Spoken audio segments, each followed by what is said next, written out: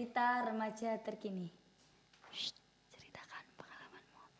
Nah, di episode kali ini saya akan membahas tentang kisah hidup seseorang di Bali, tepatnya di Pulau Nusa Dua. Nah, kalian pasti sudah tidak asing nih dengan Pulau Bali yang banyak sekali keindahannya dan hal-hal mistis lainnya.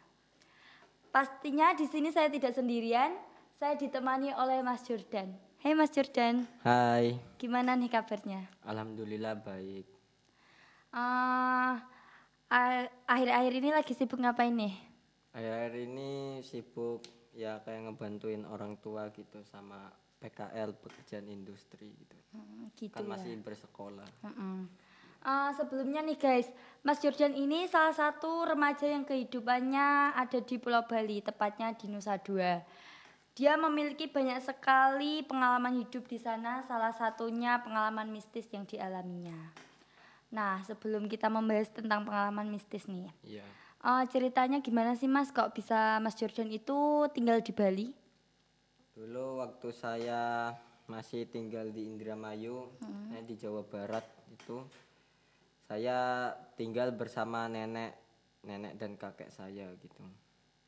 Saya tinggal di situ dan nenek saya ini jatuh sakit gitu, sakit kencing manis lah, dan akhirnya dibawa ke rumah sakit Cirebon, di sana di dekat rumah sakit Cirebon gitu.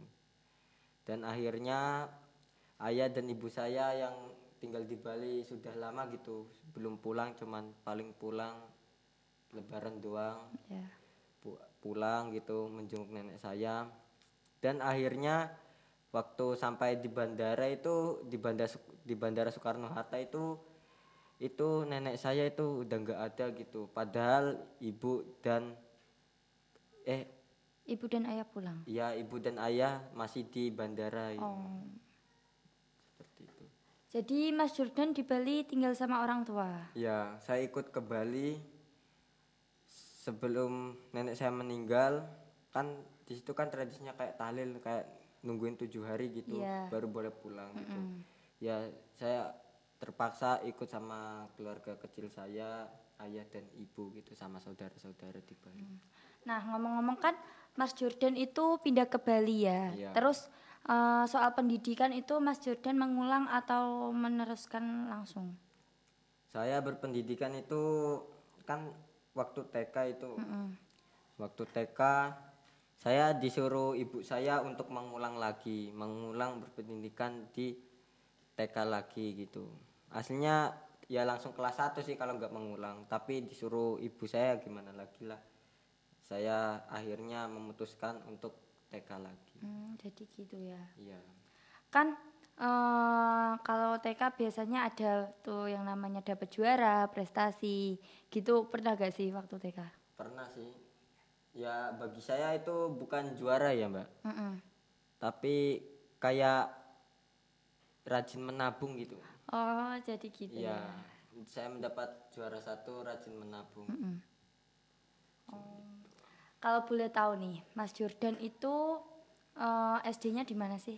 Dulu waktu saya masih kelas 1 dan 2 itu SD-nya saya itu di SD Cahaya Bangsa Denpasar di situ.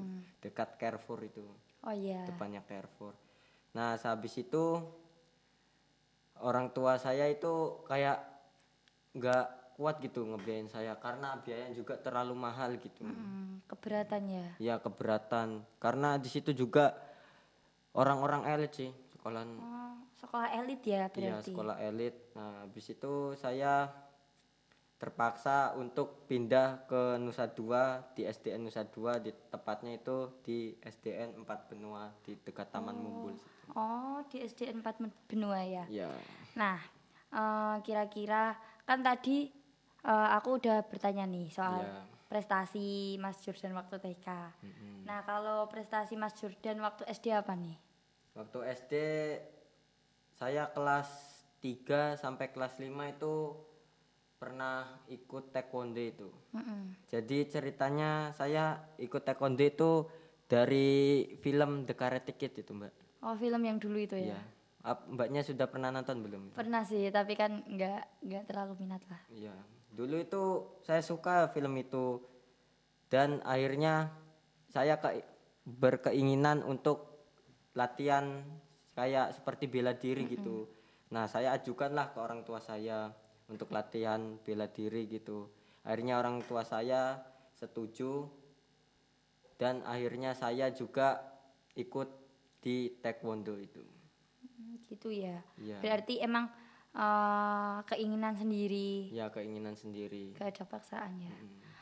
Kalau boleh tahu nih, udah berapa lama ikut taekwondo?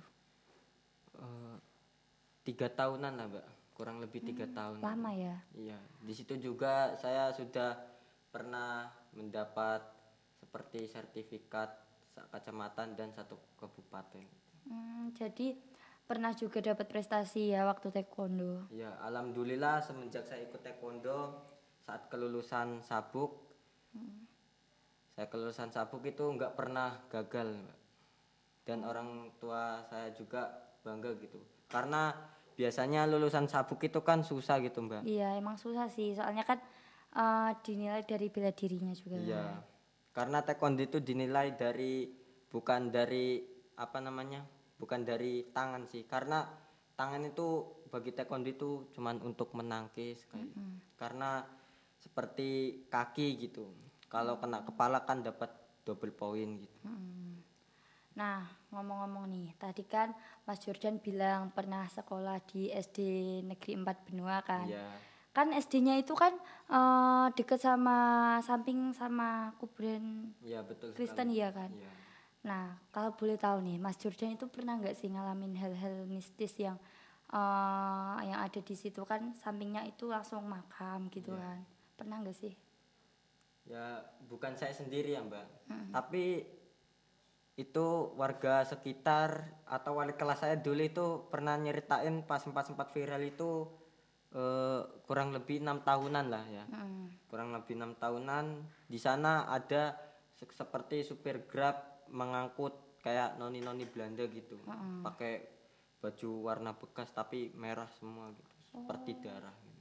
Gitu ya.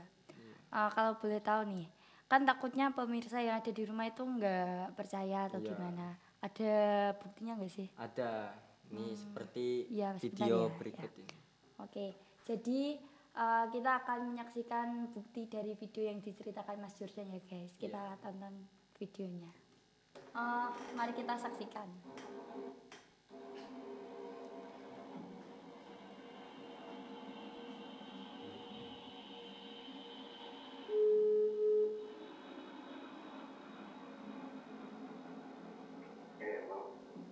Iya mas, gimana ceritanya tadi malam itu mas?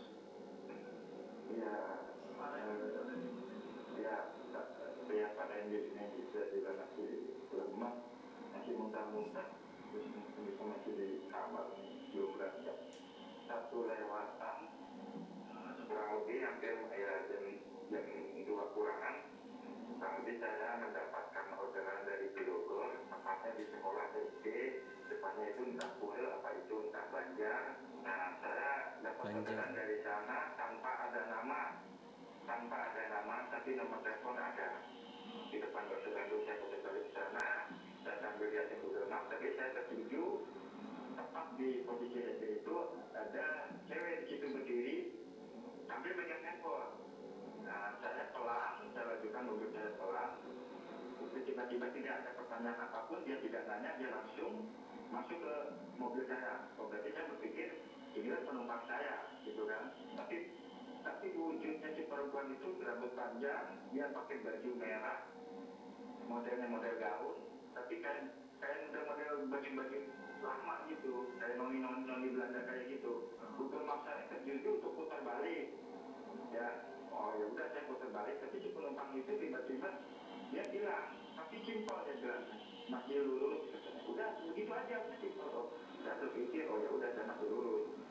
Saya ikutin penumpang dengan mungkin dia punya alternatif lain, ada jalan yang lebih cepat, ya udah saya ikutin gitu. Ya udah saya lihat, saya terus jalan, saya sedikit sambil mencuri pandangan, saya lihat di kaca dalam mobil kecil, si perempuan itu hanya duduk dan diam aja, duduk dan diam sambil menunduk gitu, duduk dan diam sambil menunduk. Udah saya berpikir dia ngantuk mungkin dia tidur, saya berpikir di sana. Nah tepat pas di depan hotel Goodband yang naik ke atas itu di kiri, tapi Google Maps saya tidak mengarah ke sana Pak Randy. Nah tapi si penumpang bilang lagi belok kiri, udah gitu aja. Kok saya bingung kan jadi tambah tanda tanya. Ya udah saya ikutin aja, ikutin si penumpangnya aja. Saya naik ke atas kan, posisi gue kan naik ke atas ya. Titik merahnya udah hampir tertuju. Saya masuk, saya menemukan di situ ada jalan Keranda Baru. Di situ ada jalan Keranda Baru. Keranda apa beranda dulu? Tapi saya baca itu mas, saya masih awal kok, saya masih lihat itu. Saya Keranda Baru di situ tuh. Nah saya masuk, tertuju belum di titik merah, itu belum. Si penumpang juga diam, nggak ada komen. Ya udah saya ngelanjutin aja lagi, mengikuti titik lokasi tepatnya di mana ya udah ikuti. Nah, itu tadi tayangannya, guys. Berarti ya Mas, apa namanya? Itu kisah nyata ya? Iya, kisah nyata. Kalau boleh tahu gimana apa lebih jelas ceritanya? Itu kan tadi kan baru setengah sih, Mbak. Iya. Nah, saya jelaskan waktu supir taksinya mengangkut noni-noni Belanda itu kan orang setempat bilang apa namanya? Di ubung-ubung itu loh, Mbak. Oh, diputar-puterin ya? Iya, diputar-putar, tapi aslinya supir taksinya bilang itu ya seperti kayak masuk gang gitu. Iya, kayak jadi seperti aksinya bisa dikatakan gak sadar ya? Iya. Gitu. Sehabis masuk gang itu supir taksinya itu sudah mulai merinding gitu. Sudah mulai merinding. Akhirnya noni-noni Belanda ini itu apa namanya? Mengasih uang gitu. Tinggal gitu. Set. Aslinya ada susu gitu, cuman ngasih uang 100.000 doang Ada gitu. kembaliannya ya? Iya, tapi noni-noninya Belanda ini langsung Pergi. iya langsung pergi gitu. Padahal masih ada sisa gitu. Tapi supir taksinya itu bilang ini paling cuman tip gitu, bonusan gitu. Iya. Ya. Supir taksinya masih positif. Masih positif tinggi Iya. ya. Berarti itu Mas Jordan itu dengar dari orang ya? Ya, dengar dari orang. Sehabis sudah supir taksinya ini mau kembali lagi kan, mau kembali lagi, tapi kok jalannya bingung gitu. Tadi lewat gang Cermai, tapi kok nggak ada palangnya gitu. Nggak ada pelangnya ya? Iya, nggak ada pelangnya. Berarti kejadian itu udah lama ya Mas ya? Ya, udah lama, udah sekitar 6 tahunan gitu. Gitu. Aduh, jadi merinding ya kan. Pas banget nih sama ini juga malam Jumat ya kan. Iya, Man. Aduh, akan di Bali kan pasti banyak itu cerita-cerita mistisnya. Mas Jordan sendiri pernah nggak sih ngalamin kejadian seperti itu atau kejadian mistis lainnya? Pernah nggak sih? Pernah sih, Mbak. Boleh diceritakan? Boleh. Waktu saya habis pulang itu sebelum maghrib itu, ya di sini kan kayak kirok gitu, tapi di Bali itu seperti adatnya sendiri. Iya, gitu. adat Bali ya. Iya. Waktu saya mau pulang ke rumah itu saya berdua lah sama teman saya. Teman saya itu orang Bali juga dari situ. Nah, saya nggak sengaja nendang Sesaji. ya kayak sesaji Sesajen. gitu. Ya. Ya kayak sesajen gitu yang berisi kayak permen satu, habis itu kembang-kembang seperti bunganya. dupanya gitu ada juga. Nah, tendang lah. Habis itu saya biarkan. Kepikirannya saya itu ya paling cuman biasa gitu. Tapi kata teman saya orang Bali ini itu bilang benerin aja gitu. Tapi saya mengelak, nggak mau gitu. Akhirnya sesudah pulang saya mandi. Habis mandi saya langsung tidur di situ. Langsung tidur dan seperti jam tengah malam lah. Tengah malam saya bangun, kok tubuh saya nggak bisa bergerak gitu. Bisa dikatakan kayak ketindihan ya? Iya, seperti ketindihan gitu, tubuh saya nggak bisa bergerak, seperti mau gerak aja susah gitu, mau berdiri juga susah gitu. Kayak ngomong gitu, ya ngomong sih ngomong, tapi kayak ada orang yang nggak denger gitu. Iya, kayak gak ada suaranya ya? Iya, kayak cuman bisa nangis doang lah.